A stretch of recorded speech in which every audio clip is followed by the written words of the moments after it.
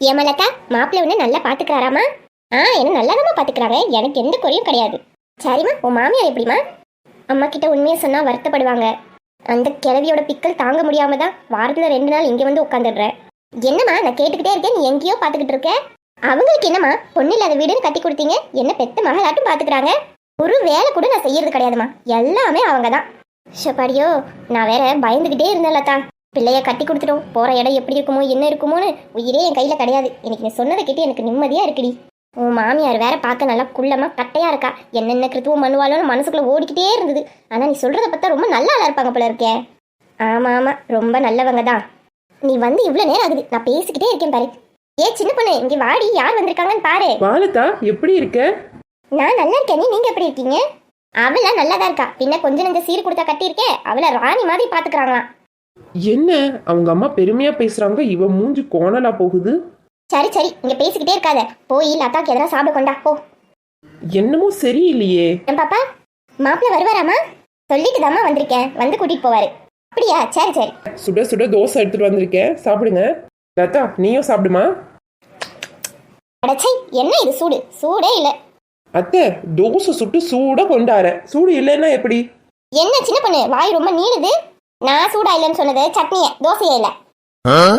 ஏங்க அத்தை, சட்னி எங்கன்னா சூடா இருக்குமா? ஏண்டி, உனக்கு தெரியாது எதனா நான் ஜில்லுன்னு சாப்பிட்டா எனக்கு உடனே ஜலுப்பு பிடிச்சிரோன்னு? சட்னி அரைச்சி எதனா சூடா தண்ணி வச்சு அது மேல வச்சு கொண்டாட வேண்டியதானே? கொஞ்சம் வெது வெதுன்னு இருந்திருக்கும்ல. கொஞ்சமா சுடு தண்ணி ஊத்தி ஆற, அப்புறம் எப்படி சட்னி ஜில்லுன்னு இருக்கு நான் பாக்குறேன். என்னத்தை வளர்த்துருக்காங்களோ தெரியல. கரமம் பிடிச்சது எங்கிருந்து வந்து என் குடும்பத்துக்கு வந்ததுன்னு தெரியல, ஒன்றும் தெரிய மாட்டேங்குது. ஒன்னொன்னும் சொல்லி கொடுத்துக்கிட்டே என் காலம் முடிஞ்சிடும் போல இருக்கு. இங்க பாருங்க அத்தை, சும்மா ஏசிக்கிட்டே இருக்காதீங்க எங்க அப்பாவையும் அம்மாவையும். என்னால முடிஞ்ச எல்லாத்தையும் நான் செஞ்சுக்கிட்டு தானே இருக்கேன். எதனா பேசுனேன் சின்ன பொண்ணு, அப்படியே உங்க அம்மா வீட்டுக்கு போயிட வேண்டியதான். எதிர்த்து பேசுற வேலைலாம் இங்க வேண்டாம், போய் சூட சட்னி கொண்டா போ. அண்ணி நில்லுங்க அண்ணி, உன் பங்குக்கு நீயும் கொஞ்சம் கேளுலதா. என்னை எப்படி கொடுமை பண்றா பாத்தியா? இந்த வீட்டுல நான் இப்படிதான் பொழைச்சிக்கிட்டு கிடக்குறேன். ஏதோ உங்க அண்ணன் மூஞ்சிக்கோசரம் இருக்கேன், இல்லைன்னா எங்கன்னா போயிருவேன் நான்.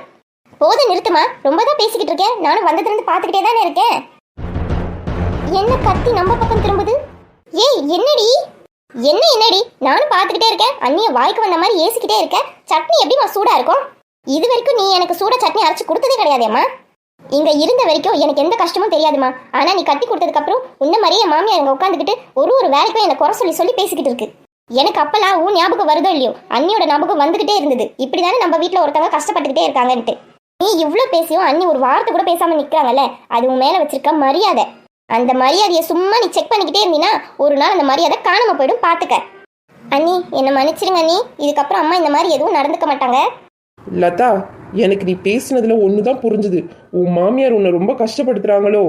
எவ்வளவு சீர் எடுத்துட்டு போனாலும், எவ்வளவு காசு பணம் கொட்டி கொடுத்தாலும் மாமியார் மாமியார் தான் அண்ணி.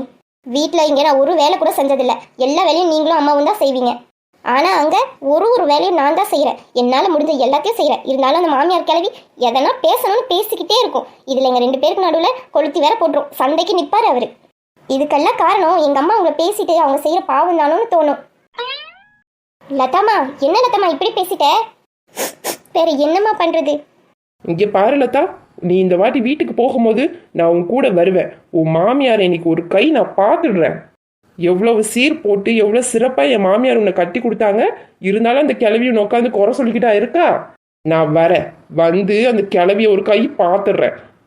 அடேங்கப்பா, இவ என்ன ரவுடி மாதிரி பேசுறா? நம்ம திட்டும் போது அமைதியால நிப்பா. அண்ணி என்ன நினைச்சிட்டா அந்த மாமியார் கிளவி? கேட்க ஆள் இல்லைன்னு நினைச்சிட்டாளா? இருக்கு அவளுக்கு. எங்க வீட்டு பொண்ணையே அள வச்சு பாக்குறாளா அவ? கட்டி கொடுத்து 1 மாசத்துலயே எங்க பிள்ளை இப்படி அழுகுதே, அவளுக்கு இருக்குது இன்னைக்கு. சின்ன பொண்ணு வேணாம், சின்ன பொண்ணு சண்டைலாம் போடக்கூடாது, தப்பு சின்ன பொண்ணு, விட்டுடு சின்ன பொண்ணு. இங்க பாருங்க அத்தை, நம்ம கட்டி கொடுத்தது ஒரு மனுஷனுக்கு. என்னைக்கு அந்த மனுஷன் மிருகமா மாறுறானோ அன்னைக்கு நம்ம பொண்ணு நம்ம வீட்டுக்கு வர்றதுதான் நல்லது. அடிச்சாலும் உதைச்சாலும் கண் கணங்குனாலும் புருஷன் கூடயே இருக்கணும்ன்றது பழைய பஞ்சாங்கம். அவளுக்கு அவள் வாழ்க்கையை வாழ்ந்துக்க தெரியும். அவன் மரியாதை கொடுத்து நம்ம பொண்ணை வச்சிருந்தா வச்சிருக்கட்டும், இல்லை காலம் முழுக்க லதாவை என் பொண்ணா நான் பாத்துக்கிறேன். சின்ன பொண்ணு என்ன மன்னிச்சிடுமா. என் பொண்ணு உன் பொண்ணா பாக்குற, ஆனா இந்த வீட்டுக்கு நீ மருமகளா வந்திருக்க. ஆனா நான் உனக்கு கொடுமை இல்லாம பண்ணிக்கிட்டு இருந்தேன். அட நீங்க விடுங்க அத்தை, அதெல்லாம் எனக்கு எந்த பிரச்சனையும் கிடையாது. நீங்க எனக்கு அம்மா மாதிரி. ஆனா நம்ம பிள்ளை இப்படி அழுவுறத பார்த்துக்கிட்டு இருக்க முடியாது. நாளைக்கு போய் ஒரு கை பார்த்துட்டு வந்துருவோம். ரொம்ப தேங்க்ஸ் அண்ணி. அந்த கிளவிய உங்கள் வீட்லேயும் சின்ன பொண்ணு மாதிரி தங்கமான மருமக இருக்காளா? கமெண்ட் பாக்ஸில் அவங்க நேமை கமெண்ட் பண்ணுங்கள்.